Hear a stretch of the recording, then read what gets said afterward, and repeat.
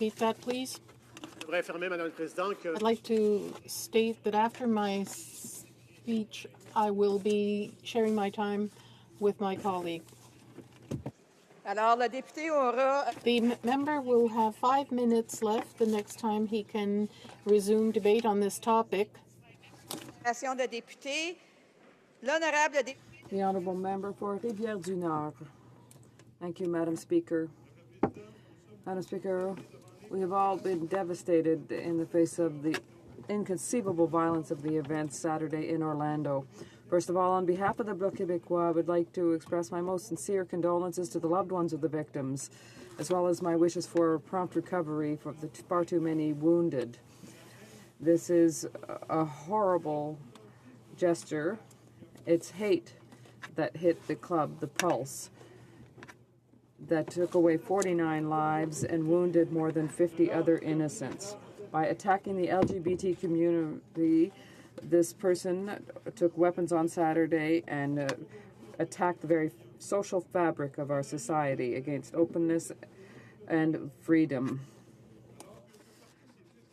Whereas Pride festivals are being organized in many different areas, let us stand strong together. Let us be proud in the face of all of these people.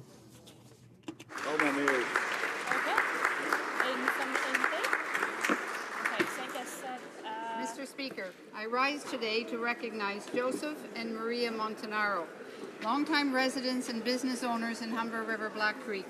Joseph and Maria own West Finch Bakery, a local institution specializing in quality bread, cakes, pastries, gelato, and chocolates of all kinds. And while these products are both stunning and delectable, it's the friendly nature of the place that keeps the locals coming back. You see, Joseph's father started West Finch Bakery in the 60s, while Joseph spent his formative years apprenticing. Following his father's footsteps was never his plan, but as happens with life, Joe found himself down a winding path to where he needed to be. Today, West Finch is a place that showcases local talent with a flavor profile that satisfies even the most discerning palate. Congrats to Joseph and Maria, and thanks for all you do to make our communities great places to live, work, and play. Thank you, Mr. Speaker. The Honourable Member for Red Deer, Mountain View. Mr. Speaker, each year on July 1st, communities across this great nation come together to celebrate Canada Day. Canada Day has been celebrated every year since Confederation, and it's always been the spirit of local communities, all celebrating with their unique flair that makes the holiday so truly special. Canada Day is an opportunity to celebrate the values and traditions which makes Canada the best place in the world to call home. And our local organizations have been hard at work on preparations to herald another proud anniversary of our country. The towns of Bowden, Sundre, Carstairs, Delburn, Elnora, Spruceview, Penhold, Innisfail, Disbury, and Olds, as well as the city of Red Deer, are all hosting celebrations for Canada Day, including music, food, games, parades, and fireworks. It's an honor to represent an area that proudly demonstrates such strong community and Canadian spirit. I encourage everyone to come together with their family and neighbors at one of their local community events to celebrate the birth of our nation. Thank you, Mr. Speaker. Member for Vaughan Woodbridge.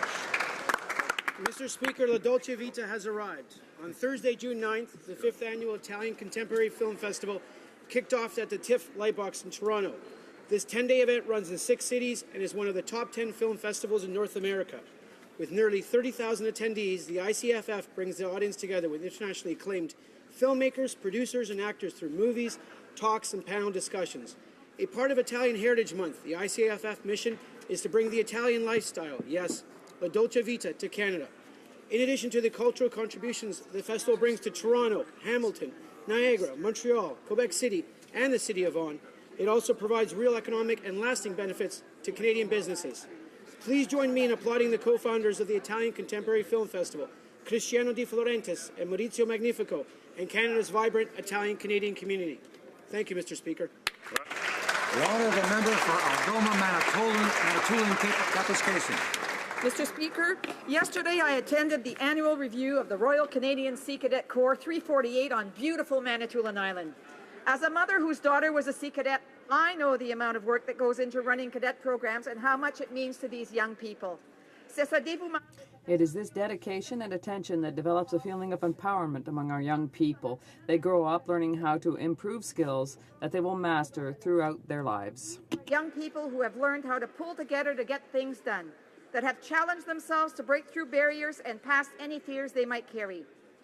The commitments to community from volunteers that keep programs running in places like Blind River, Hearst, Elliott Lake, Manitoulin Island, Espanola, and Kapuskasing is well worth it. Young Sea, Army, and Air Cadets become confident leaders who in turn give back to their communities. I'm sure all members will join me to thank those who give their time and energy to ensure cadet programs remain a strong and vibrant part of our communities, and we wish them all the best as they head to summer camp. The honourable member for Cloverdale, Langley City. Mr. Speaker, soon after being elected last October, I came to learn of the plight of many Canadian families who had adopted children from the Democratic Republic of Congo but faced obstacles that prevented the families from uniting.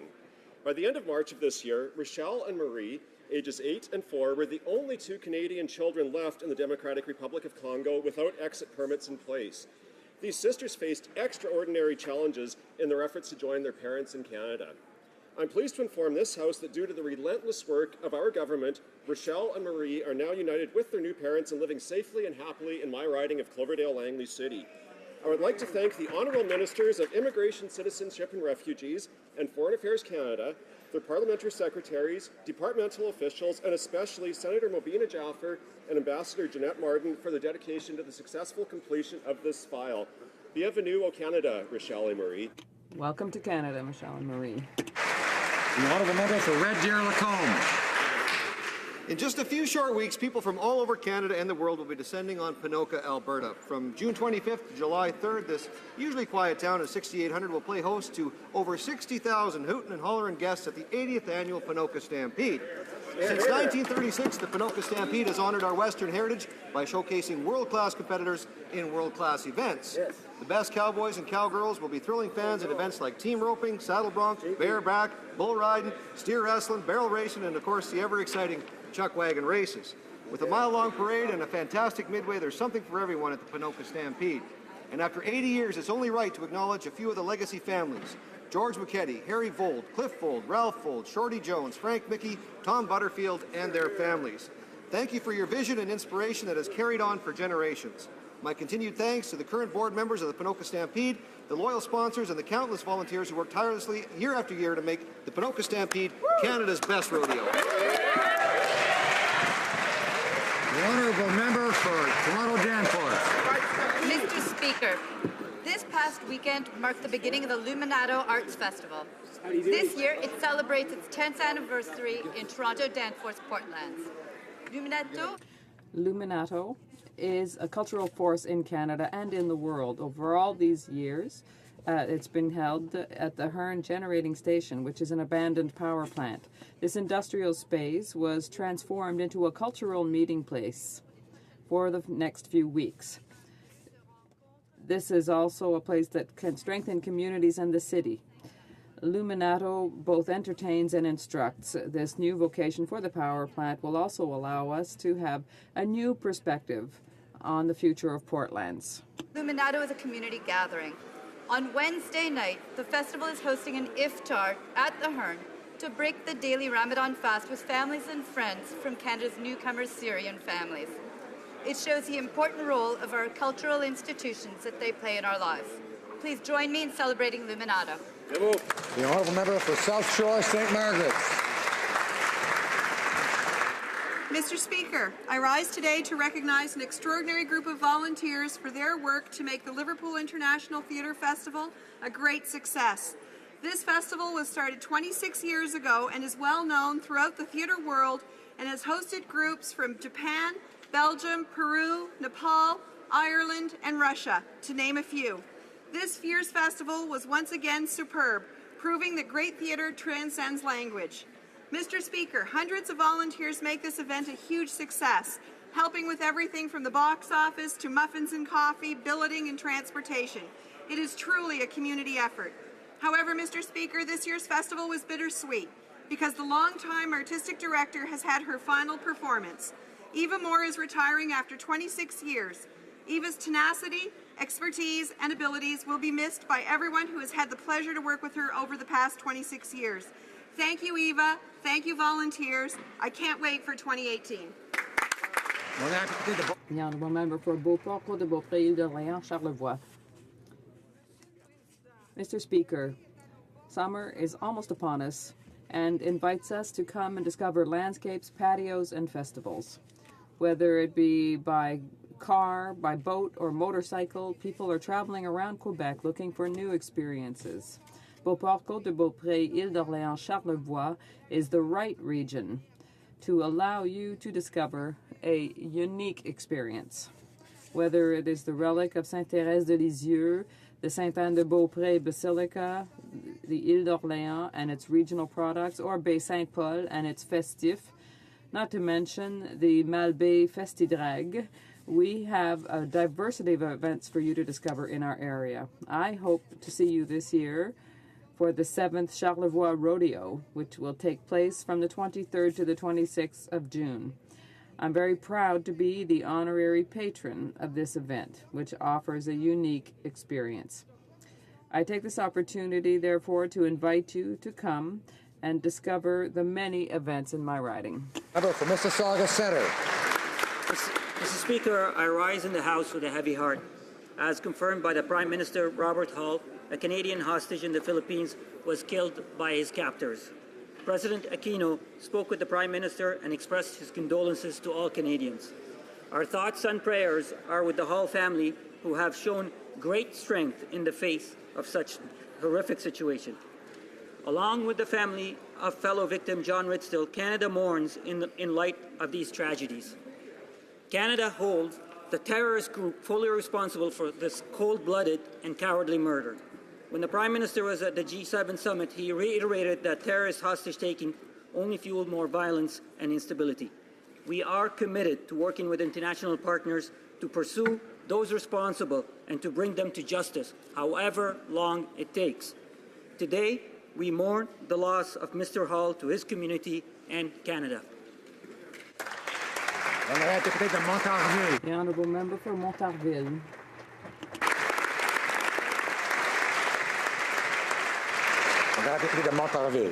Honourable Member for Montarville. Mr. Speaker, today I rise to emphasize the excellent work of employees and volunteers at the Canadian Red Cross. Established in 1919 through legislation in this Parliament, it recently has found itself in the forefront of the news following its work in the forest fires around Fort Murray. I'd like to take a moment to highlight the work that they're doing every day on top of their work on major disasters. Of life-saving care, especially to women and children. Here at home, volunteers are supporting people's ability to live independently and safely at home, working with over 200 Indigenous communities, carrying out hundreds of agreements with municipal and provincial governments to provide social emergency relief, amongst many other initiatives. Mr. Speaker, the Red Cross incarnates humanitarian values such as solidarity, volunteerism, and helping each other, and that is why I invite everyone to give generously.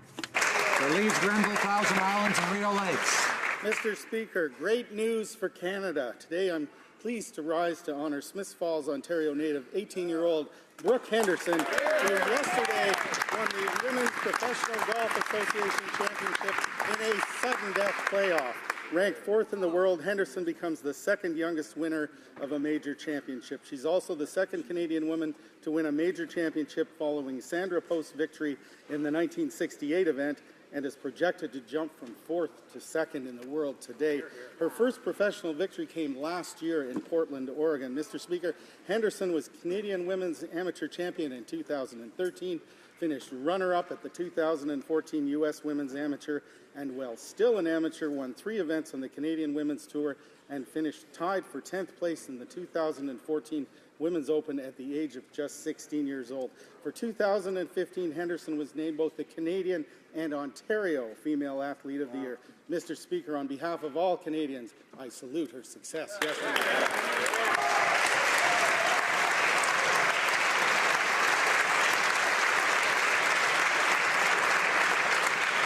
The Honourable Member for Edmonton Centre. Mr. Speaker, the Pride flag flies in good times and in bad. And so I proudly wear these colors today in memory of 50 of our Orlando brothers and sisters whose lives were taken because, like us, they were different, special, unique. From coast to coast to coast, we saw members of the LGBTQ2 community and our allies come together in mourning for those that were lost in this senseless and despicable act of violence and hate. On June 11th, the hate of one individual has forever left an indelible darkness in the lives of 50 families, lives taken solely because these people were different, that love differently and identify themselves differently. These acts of hate and terror against a united and proud community will not result in fear and submission. This attack will only affirm our determination to express our right to be who we want to be. Weeks to come, Mr. Speaker, that with time, hate will always be conquered by love. L'amour. Love will prevail.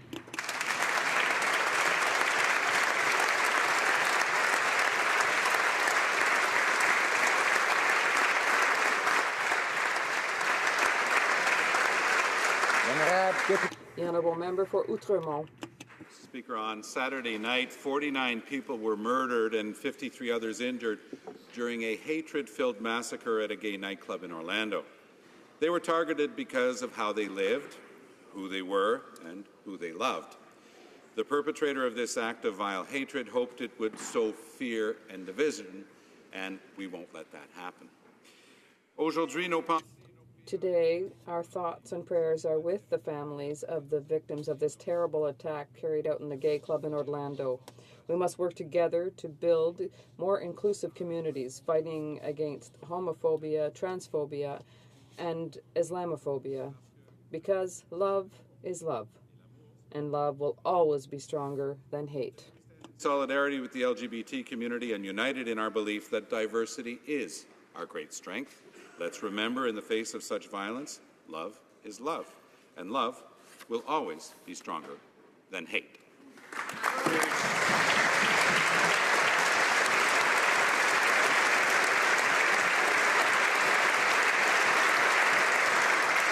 The Honourable Member for Lakeland.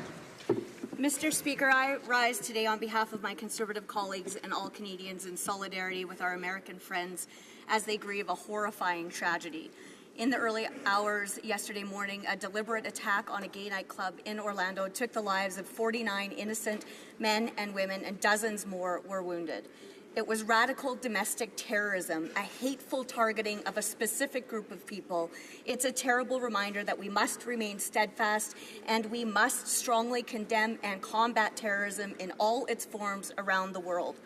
We commend the heroic actions of the law enforcement officers who responded to this vicious attack.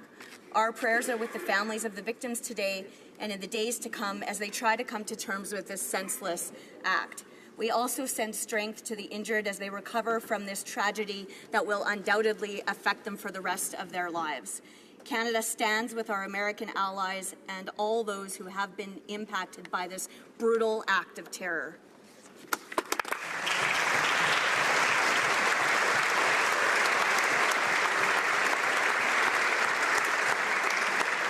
The Honourable Member for Don Valley West. Mr. Speaker, just 2 weeks ago we raised the Pride flag on Parliament Hill, and I saw this as the joyful end of a long human rights journey. Yesterday, this dream was shattered when 50 gay people were slaughtered in a shooting that took place in a gay discotheque in Orlando. My first thoughts were with the victims. A community evening of solidarity and simple pleasures in a space that should have been safe ended in a horrible bloodbath. There are no words to describe my feelings of sadness, grief, and anger. Thoughts were to the Muslim community, again at risk. I am proud to represent tens of thousands of faithful, peaceful, and law-abiding Muslims who were equally saddened and horrified by this act of terror and homophobia. Today we must stand together against violence and terror and trust each other as we combat evil and build peace.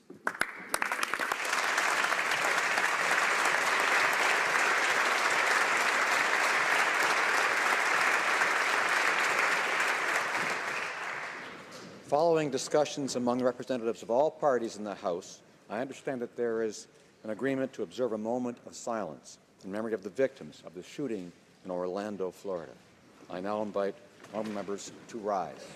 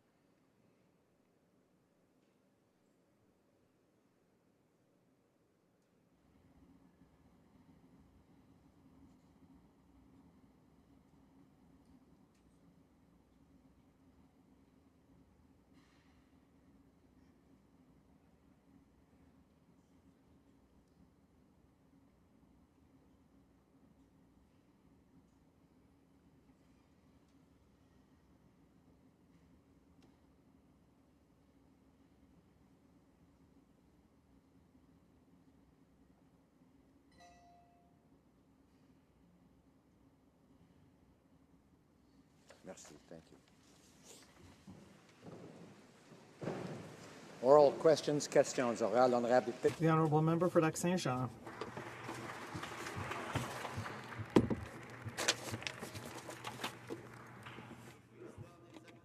Mr. Speaker, horrible, barbaric, and senseless terrorist acts for which the so-called Islamic State claimed responsibility took place in Orlando this weekend. And then we learned about Mr. Robert Hall, who was executed by a group of sympathizers with the same group. Of course, we condemn these acts of unspeakable cruelty, and we send our sincerest condolences and prayers to all the families who have lost loved ones. Mr. Speaker, can the Prime Minister tell us what he is doing to preserve safety here of Canadians here and elsewhere? Mr. Speaker, we strongly condemn the hideous attacks in Orlando targeting the LGBTQ community. It was a brutal combination of terrorism and hatred. Canadians express heartfelt condolences to the families and friends of the victims, to the entire LGBTQ2 community, and to our American friends. I have spoken with U.S. Homeland Security Secretary Jay Johnson yesterday to convey our sympathy and our solidarity, to offer our full support and cooperation. To this point, I can inform the House there is no known Canadian connection, but we all need to be absolutely clear.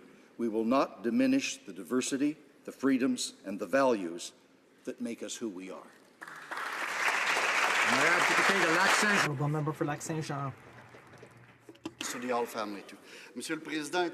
Mr. Speaker, a committee of parliamentarians, regardless of which party they come from, remains a committee of parliamentarians and are no substitute for the Canadian public. And yet, after having cobbled together a backroom agreement with the NDP, the Prime Minister seems to want to go with a reform that he is imposing on the public. Canadians realize that they cannot trust this government. Will the Prime Minister tell his minister to listen to reason and to launch a referendum for the Canadian public? Mr. Speaker, I thank the honourable member for his question. The reality is we did listen to Canadians. Over 60% said they wanted electoral reform. What we offered to the people of this country was an all-party committee who has now been established to come together and review the options available to us.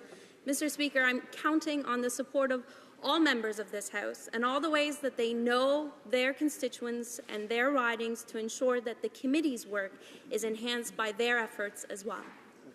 Député de Lac-Saint-Jean.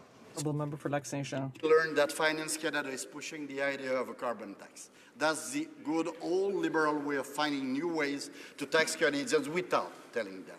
On this side of the aisle, we know that more tax will kill jobs and raise Canadian tax burden. Canadians cannot trust this finance minister. Can the Prime Minister come clean with Canadians and confirm today that there will be a carbon tax and how much it will cost to Canadians? Honourable Parliamentary Secretary to the Minister of Environment. Mr. Speaker, Canadians know that reducing emissions will make our economy more competitive, not less.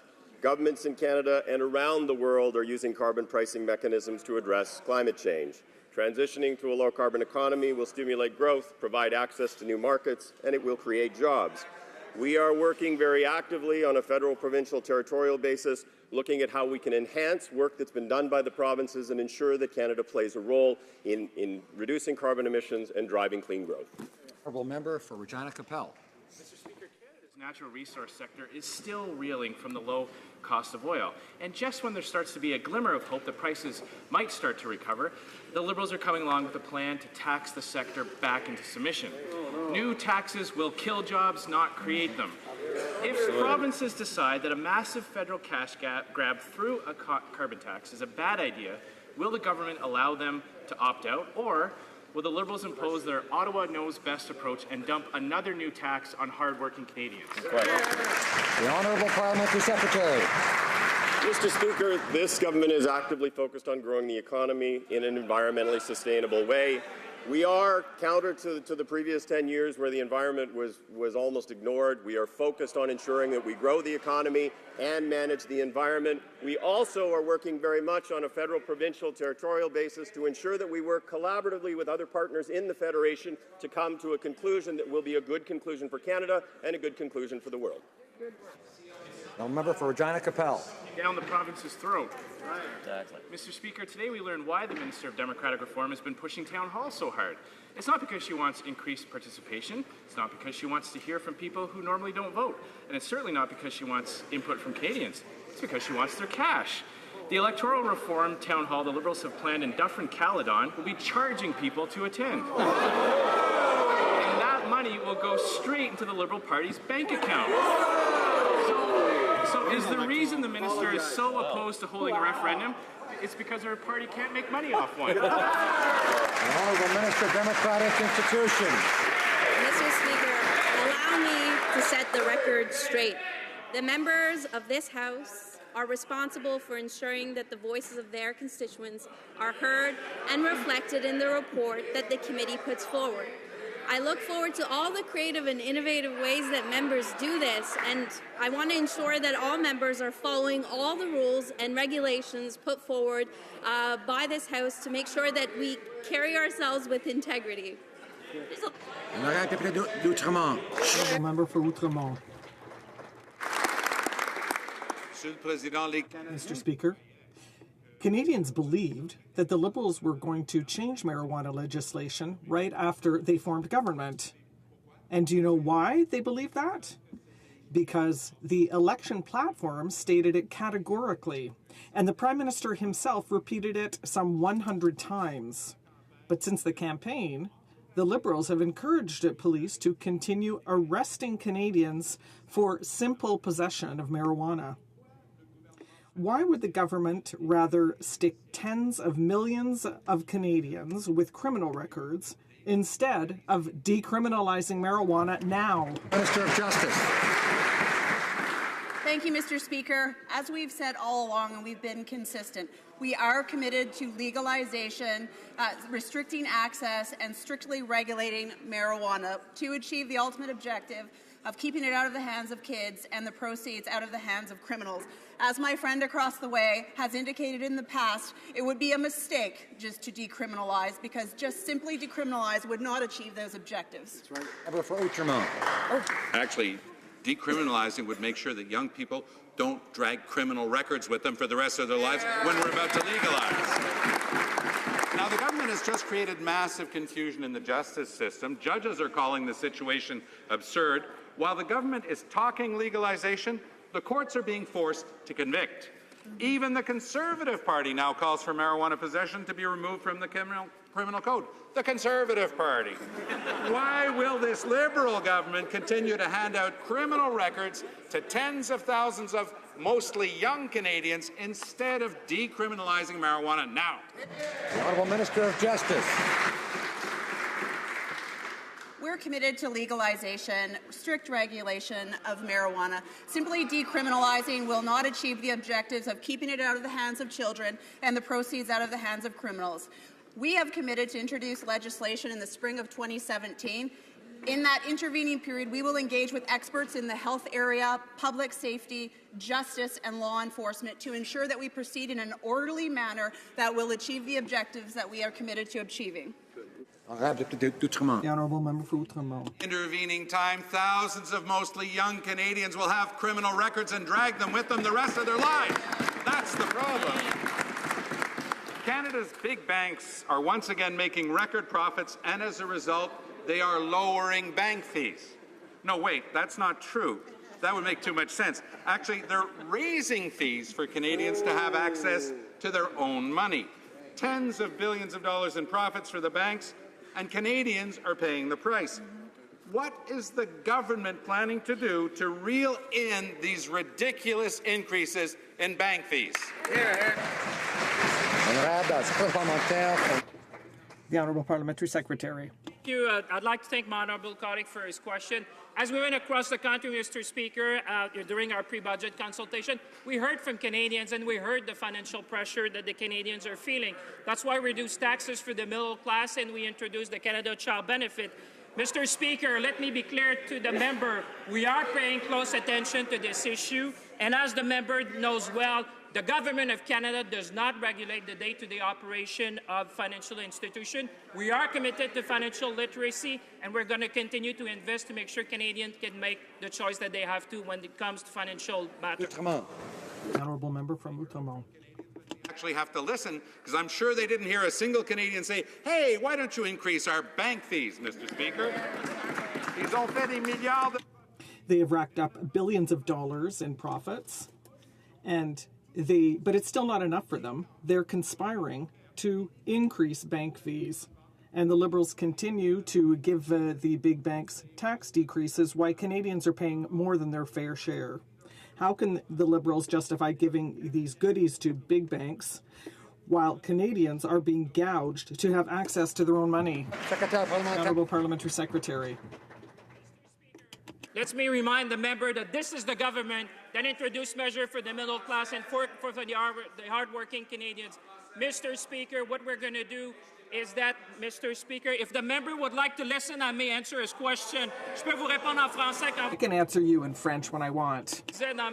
As I said in my answer, Mr. Speaker, we are for the financial literacy for Canadians, and that is why, Mr. Speaker, the financial literacy agency is offering tools to Canadians to make the right decisions in terms of finance in Canada, and will continue, Mr. Speaker, to work for financial literacy for Canadians. Airdrie. Well, Mr. Speaker, on electoral reform, all the Liberals have done is set up a process made up of politicians, by politicians, and for politicians.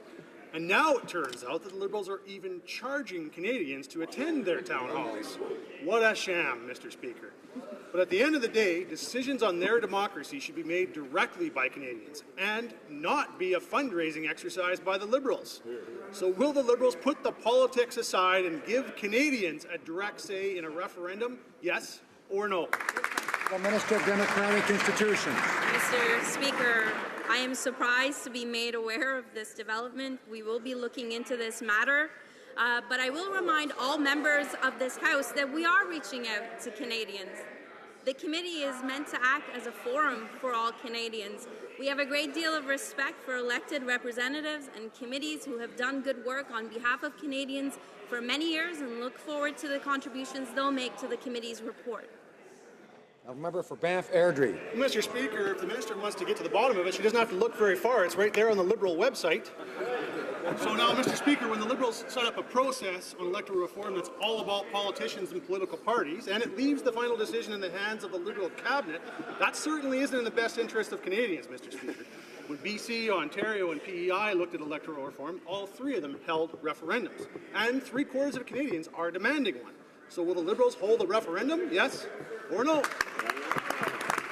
You have a Minister of Democratic Institutions. Mr. Speaker, I have yet to hear a constructive suggestion from the party opposite on ways to modernize our democratic institutions. I do wish that the all-party committee will act as a forum for collaborative and cooperative work, and the member opposite will consider contributing meaningfully to that committee's work. The Honourable Member for Richmond-Arthabaska. Mr. Speaker, let's talk about referendums. This week, I watched TV over and over to find one single leaders' debate where they talked about electoral reform. Nothing. I looked over my notes to see if any of my constituents had talked to me about electoral reform. Nothing. I called my colleagues. I spoke with 2 former Liberal candidates to see if anyone had talked about it. Nothing, Mr. Speaker. Mr. Speaker, The public has never been informed about the different electoral methods that the Liberals want to change to their advantage. Can the minister confirm to us that everyone will be able to express themselves? The Minister of Democratic Institutions. Mr. Speaker, unlike the member opposite who spent his weekend watching television, I was out talking to my constituents. My constituents heard from our party loud and clear. The longest campaign during modern Canadian history. We had plenty of opportunities to talk about our 32 commitments to a more open and transparent government. Order. Order.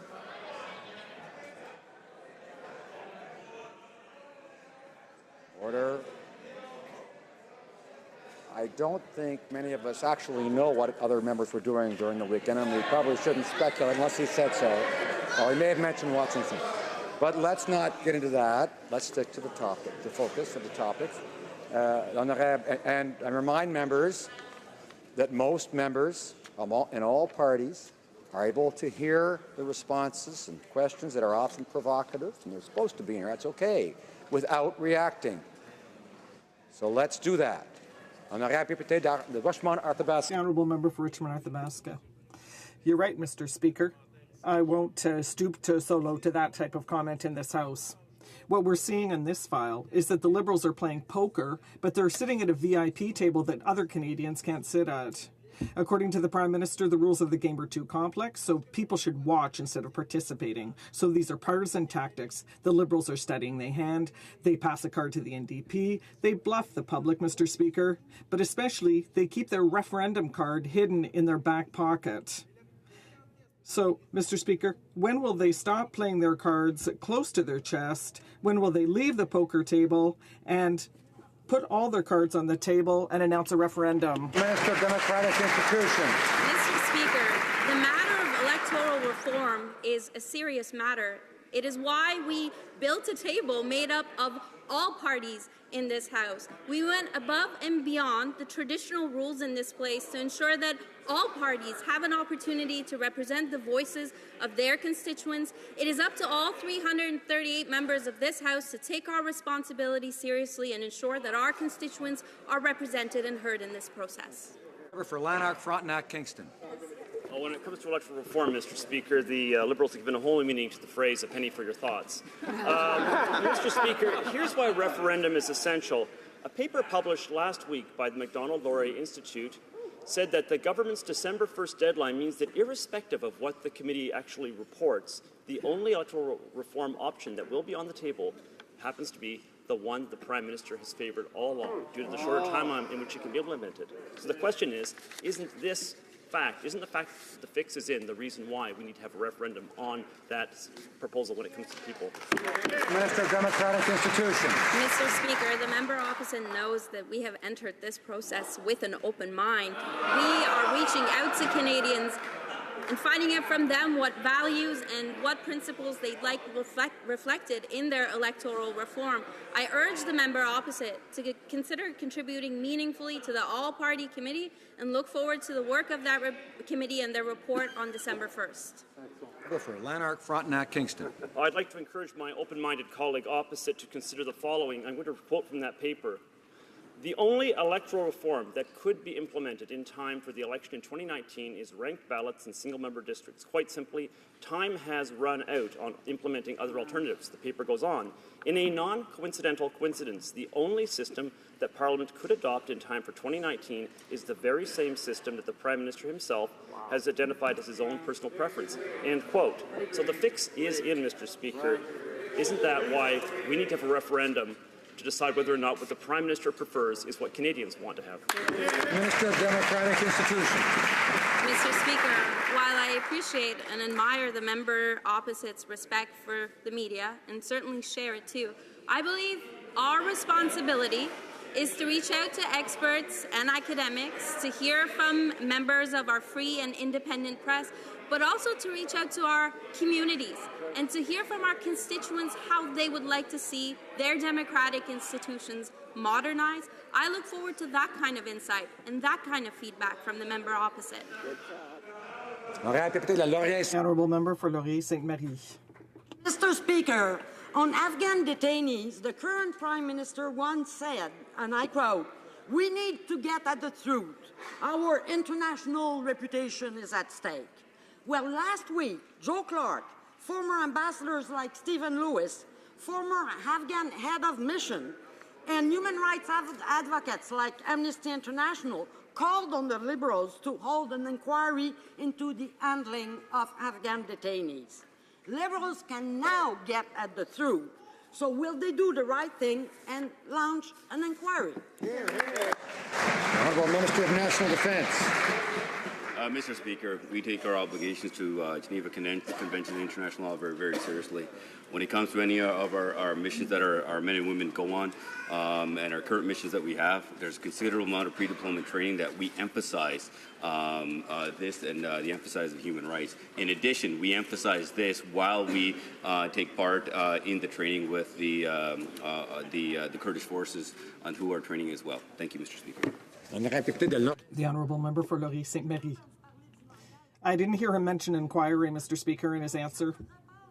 When the report of the internal inquiry was tabled in 2011, the Liberals said it was incomplete and accused the Conservatives of lacking leadership.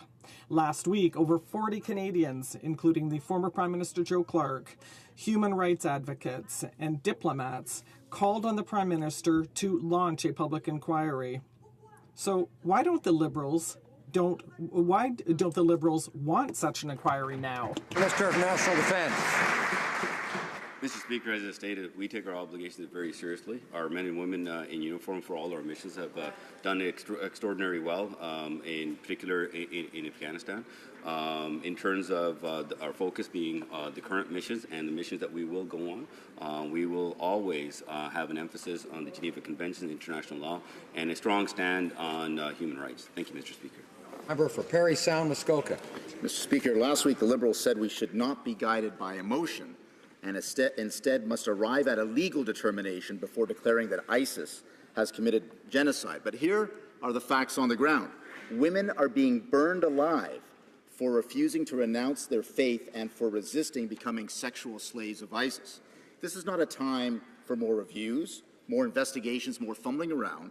When will the Liberals do the right thing and declare this genocide? Moral leadership. Thank you, Secretary to the Minister of Foreign Affairs. Thank you, Mr. Speaker. We strongly condemn the atrocities by the so-called Islamic State. Official recognition of genocide is to be done by a credible judicial process following a proper international investigation, which is exactly what we are doing.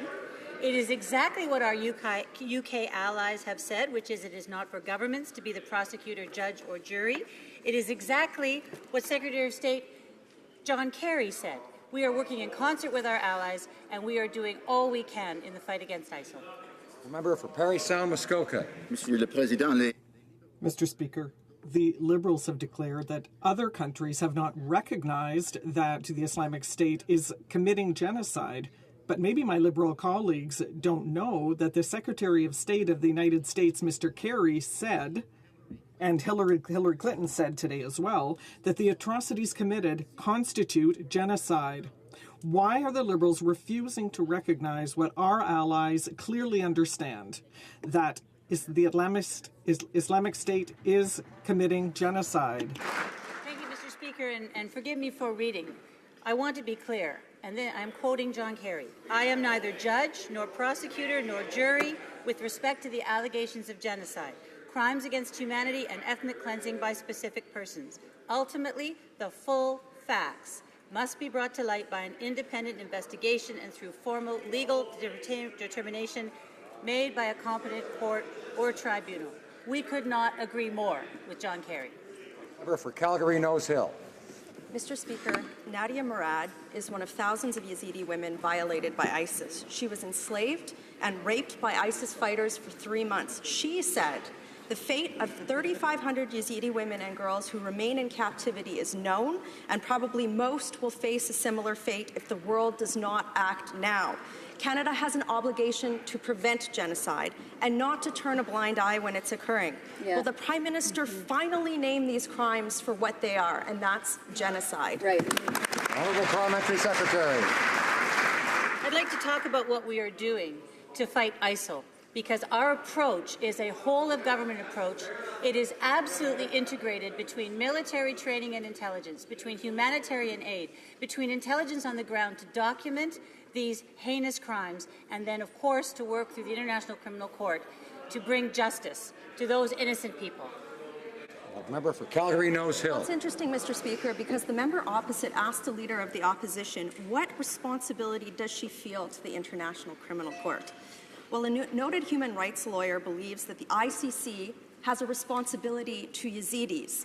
In announcing her intent to represent Yazidi women at the ICC, Amal Clooney said, "How can it be that the most serious crimes known to humanity are being carried out before our eyes but are not being prosecuted by the ICC? Will the government join international consensus, do the right thing, and name these crimes finally as genocide?" The Honourable Parliamentary Secretary. On the contrary, Mr. Speaker, I would like to invite the party opposite to join with us in our pursuit of justice. Thank you. Honourable Member for Jonquière. Mr. Speaker, last week, the Parliamentary Secretary to the Minister of Agriculture mentioned that the dye-filtered milk file was part of the negotiations for the new softwood lumber accord. In an interview, he said that the government was going to have to choose the solution that was least harmful for the industry. Can the Minister for International Trade, which is the least harmful solution? Closing sawmills and laying off thousands of workers in Saguenay-Lac-Saint-Jean, or closing dairy farms and putting thousands out of work in Saguenay-Lac-Saint-Jean? Merci pour la question. I thank the member for her question. Since it's a question addressed to me, I'd like to talk about softwood lumber. As I said, our government recognizes the importance of the forestry industry for Quebec and Canada. I met with representatives of the Quebec industry last week in Montreal. Our team is in regular contact with negotiators, and we're working to get a good agreement for Canada. Mr. Speaker, we are just 5 days away from the government's 100-day softwood lumber deadline, and the minister still has nothing more than empty talking points. There are tens of thousands of Canadian forestry jobs at stake. According to reports, talks have stalled and court battles are looming. The Prime Minister promised action to protect our forestry sector. When will the negotiators meet again, and when does the minister expect to conclude a new softwood lumber agreement? Honourable Minister of International Trade. Thank you for the question, Mr. Speaker. Our government absolutely recognizes the importance of the forestry industry to Canada. Our officials are in very regular contact, including this month, in frequent meetings with negotiations from the USTR. I spoke to Ambassador Froman myself in Paris in person 2 weeks ago, and I talked to him on this issue regularly. I'd like to quote someone who cares a lot about this issue as well. That's BC Premier Christy Clark. She says about our work, quote, "We are, quote, a strong voice for Canada as we seek a new softwood lumber deal." This is a problem left for us by the previous government, and we're working hard. Member for Ottawa South. Mr. Speaker, Canadians are concerned about air safety. Pilots are reporting an increasing number of drone sightings near airports, including in my riding of Ottawa South. Flying a drone near aircraft, Mr. Speaker, without permission is extremely dangerous. Violators could face steep fines and/or jail time. Could the Minister of Transport please update this House on how the government plans to further address this serious and troubling issue? Minister of Transport. Mr. Speaker, I couldn't agree more with the member for Ottawa South. Air safety is of critical importance. Canada will be a world leader on drone safety. Drones are becoming more and more popular and have a significant economic value, but they also must be safe. And that's why we're examining regulations and the classification of drones, the identification of drones, the registration of those who want to operate drones. And we will be unveiling those regulations in the coming months. Thank you, Mr. Speaker. Mr. Speaker. Mr. Speaker, next week the Finance Minister is going to meet with his counterparts in the provinces and territories to sell him on his CPP scheme which taxes the average worker an extra $3,000 per year. Wow. Now, we know this new payroll tax will actually kill 130,000 jobs in this country, and it will permanently and significantly lower wages for especially our young people. How does the finance minister expect Canadians workers to be able to save, to start a family, or to buy a home when he's increasing their taxes? The Honourable Parliamentary Secretary to the Minister of Finance. Mr. Speaker, I'd like to thank my honourable colleague for a question. Mr. Speaker, every Canadian shares the goal of a secured retirement. That's why, Mr. Speaker, the Minister of Finance, one of the first things we did is to meet with his provincial counterpart in December.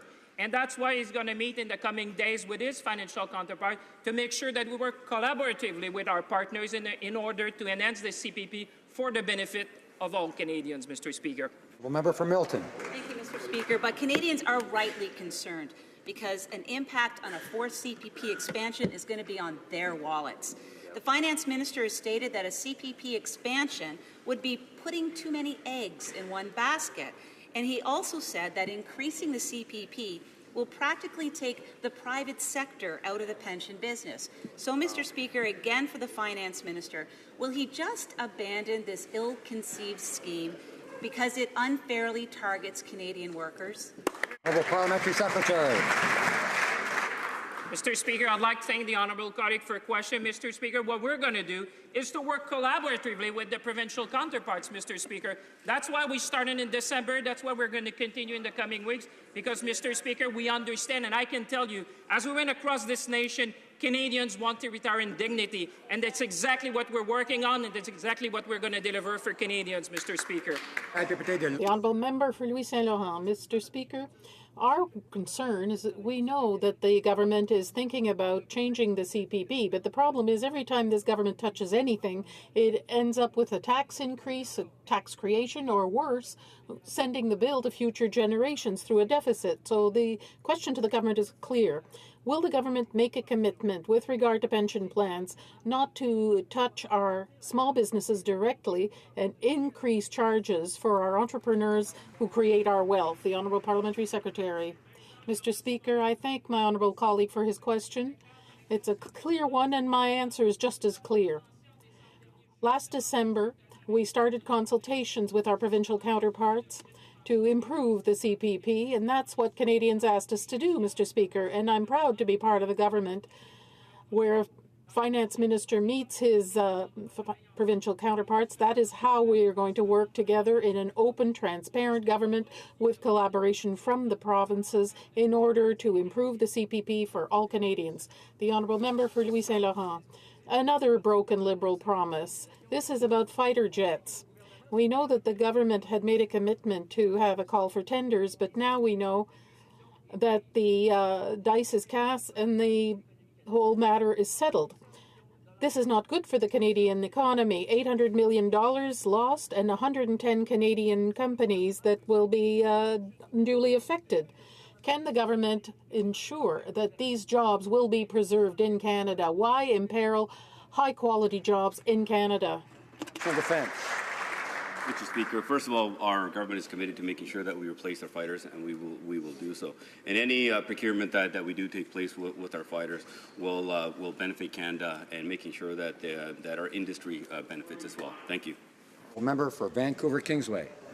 Mr. Speaker, everyone has a right in Canada to equal access to quality health care regardless of ability to pay, yet Liberals are turning a blind eye to user fees across the country. Saskatchewan just introduced legislation that will allow wealthy people to jump the queue to receive private, for-profit CT scans. This undermines the Canada Health Act and the principle of universal access, and is another example in a growing list of infractions. Will the Minister of Health finally step in and put a stop to these unacceptable violations of the Canada Health Act? The Minister of Health. Mr. Speaker, I thank the member opposite for his very important question. As I have indicated previously in this House, our government firmly upholds the Canada Health Act. That Canada Health Act indicates the principles by which healthcare must be delivered in this country, including universality and accessibility. We will uphold the fact that Canadians in this country must have care on the basis of need and not on the basis of their ability to pay. The honourable member for Vancouver East. Canadians have submitted applications to privately sponsor at least 100 Syrian refugee families based in northern Iraq. These applications are being held up because Canada has no capacity to process them, but if authorized, the UNHCR can step in and get the job done. Now, to make matters worse, IRCC is considering Syrian-born refugees who have fled to northern Iraq as Iraqis. This means they will not be part of the Syrian Refugee Initiative. Just when will the minister quickly process these applications as promised? Honourable Minister of Immigration. Mr. Speaker, I thank the honourable member for her good question, and I would start by saying that I am proud of the fact that we have let in more than 25,000 Syrian refugees, more than 4 times the number of refugees the previous government let in. So we are admitting many, many refugees. Some parts of the world are more difficult to get to than other parts, but I can assure her that we are aware of that situation and working on it. Honourable member for Battleford's Lloydminster. Thank you, Mr. Speaker. Agriculture is the 3rd largest contributor to our GDP, and it's under siege. The Liberals have neglected to act on diafiltered milk, spent fowl, PED in Manitoba, and canola dockage in China. The Agriculture Minister says he'll not intervene, and the Trade Minister will only consult. 1 in 5 jobs in Canada rely on trade. Now, $375 million of lentil exports to Turkey are at risk due to low-level GMO presence requirements. Why are Liberals neglecting to protect our agriculture producers in world trade? Honourable Minister of Agriculture. Thank you, Mr. Speaker, and I appreciate my honourable colleague, the former Minister of Agriculture's question, as he's fully aware that diafiltered milk this government had inherited from him and his government. But I can tell you, Mr. Speaker, that we, as I have indicated quite clearly in this House, we have consulted farmers, consulted manufacturers, and we will come up with a decision that will make sure that supply management remains stable and stronger than ever in this country, Mr. Speaker. Member for Grand Prairie Mackenzie. Well, Mr. Speaker, I'm not sure if the Ag Minister caught that, but the question was about lentils, and lentil producers want to know when he's going to get to the job done for them.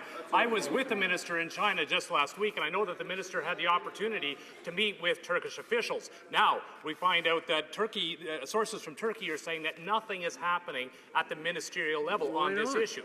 Mr. Speaker, I wonder when the Ag Minister is going to wake up and recognize that he's got to do something to ensure that lentils will continue to flow to Turkey. Minister of Agriculture. Thank you, Mr. Speaker, and I do appreciate my honourable critic's question.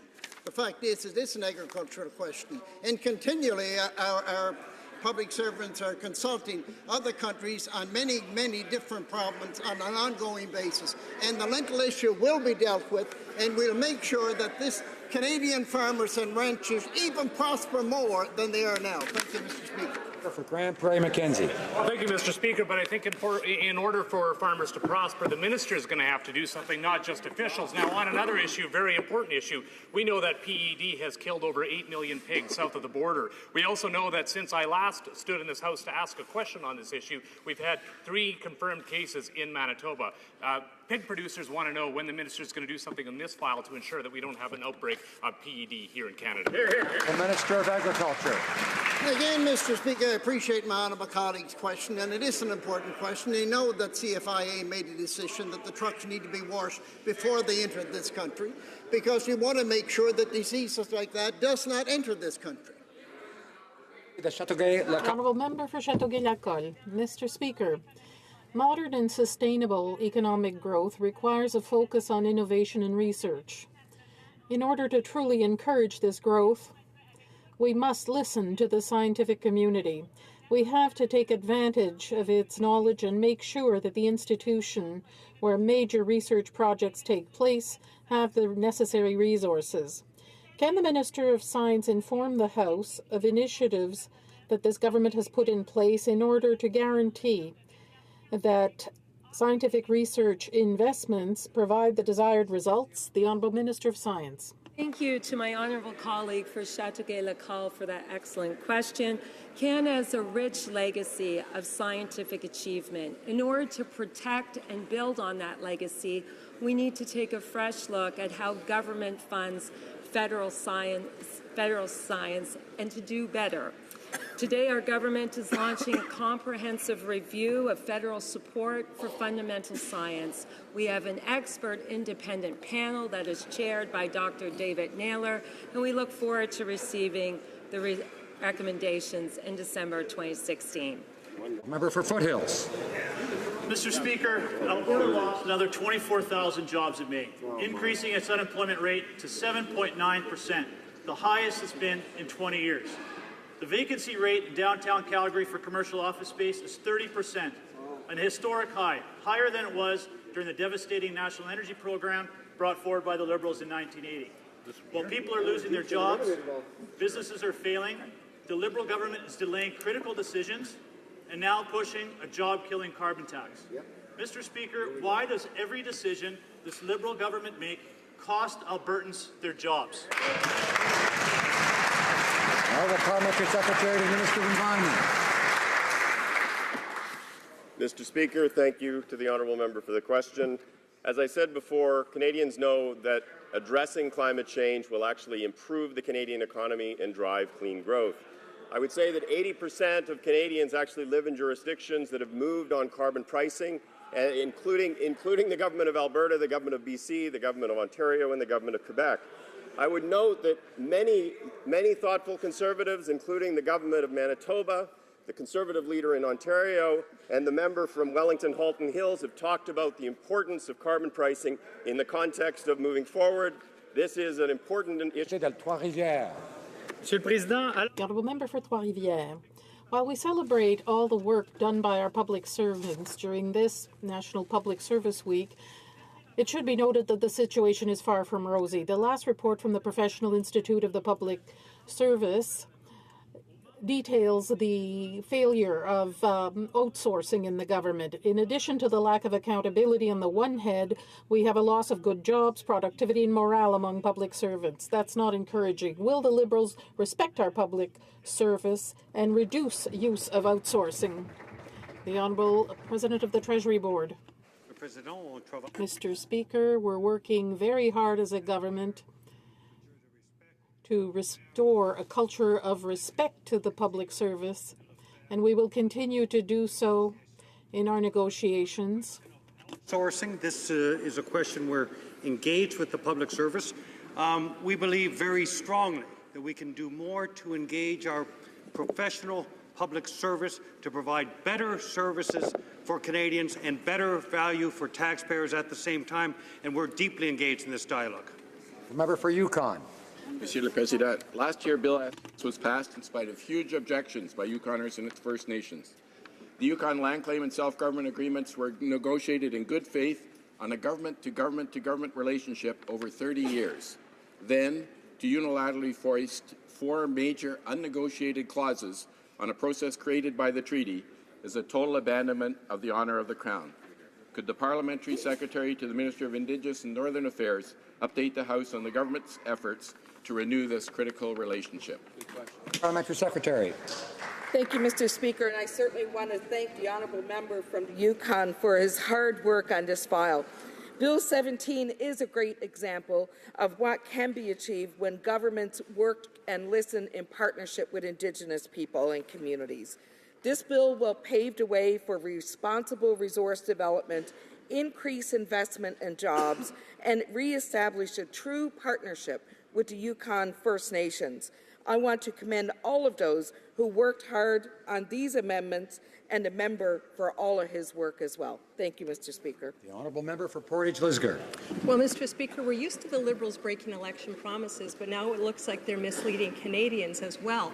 The member from Winnipeg Centre sent out a mail-out to his riding saying that the Liberals had restored lifelong pensions for veterans. That's just not true. Why would he say that? Would the Minister of Veterans Affairs correct the record and admit that the Liberals have not restored veterans' benefits in terms of lifelong pensions, Mr. Speaker? Honourable Parliamentary Secretary to the Minister of Veterans Affairs. Mr. Speaker, Canadians gave us a strong mandate to repair the relationship with veterans, with one of the focuses being on financial security for veterans, and especially for ill and injured veterans. And that's what we're working on, Mr. Speaker. That work will include the development of a lifelong pension. Mr. Speaker, Veterans told us to get it right. That's what we're doing. We're making progress on that mandate, and we'll be delivering in short order. Thank you, Mr. The honourable member for Bécancour Nicolas Sorel. Mr. Speaker, the 6,400 members of the Quebec Convenience Store Association will have to spend $36,000 a year on average on credit card transaction fees. Major retailers like Costco and Walmart do not want to do business with Visa anymore, whose transaction fees are too high, but small retailers cannot afford to turn away customers. When will the minister lower the ceiling on credit card transaction fees for retailers, as 28 European Union countries have done, with some having fees as low as 0.5%? The Honourable Parliamentary Secretary to the Minister of Finance. First of all, I'd like to thank my honourable colleague for his important question. As he knows full well, the credit card market is a complicated one in this country. What we will do, Mr. Speaker, is look at the voluntary agreement that had been put in place and see the results of that agreement in the next few months. What we can note is that the voluntary agreement with the credit card companies across the country have led to 10% reductions. We'll continue to look at that, and I can assure you that our primary interest is that of Canadian consumers. The Honourable Member for Rivière-du-Nord. Mr. Speaker, Energy East is an economic and environmental disaster. Last week, the former chief economist of CIBC stated that this is not economically viable. There is nothing that justifies the expansion of a highly polluting industry. Quebec is turning toward green energy and an ambitious plan to reduce greenhouse gas emissions. But here, it seems that oil sands are still a dream.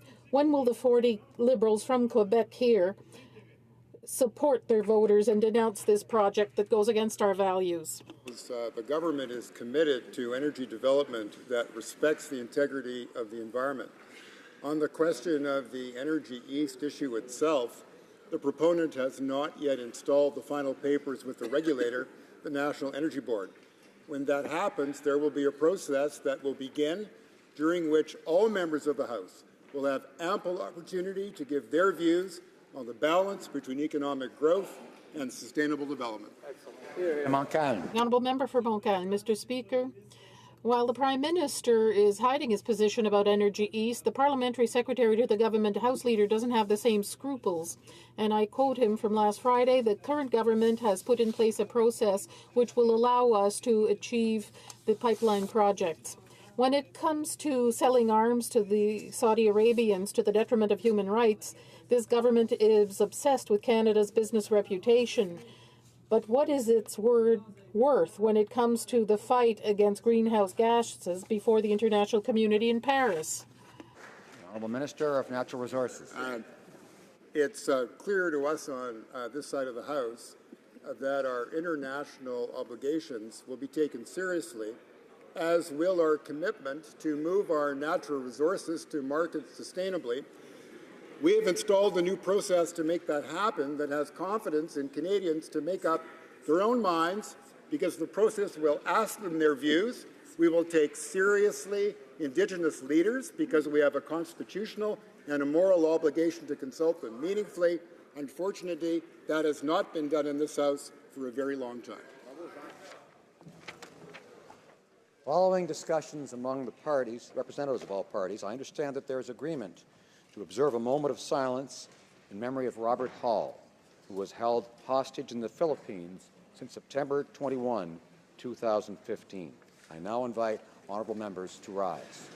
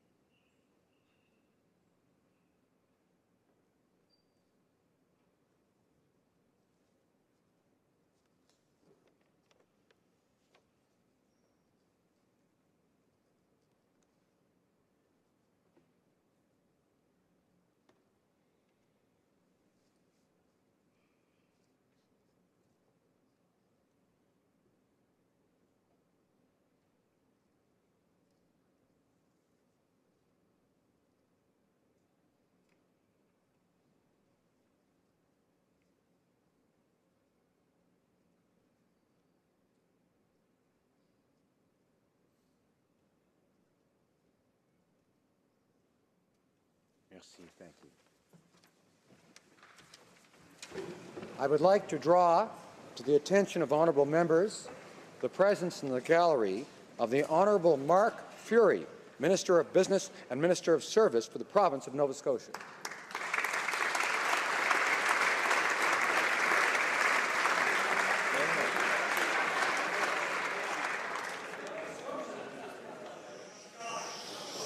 Order.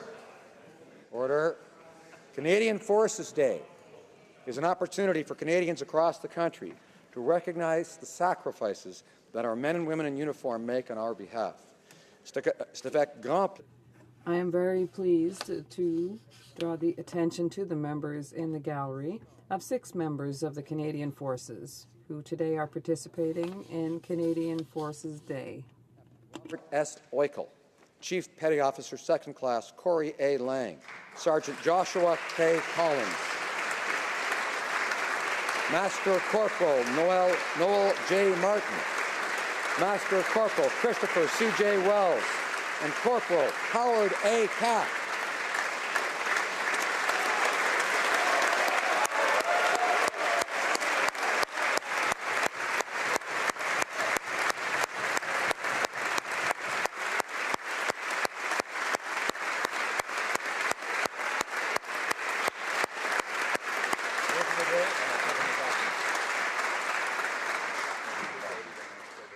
Tabling of documents. Give it a minute.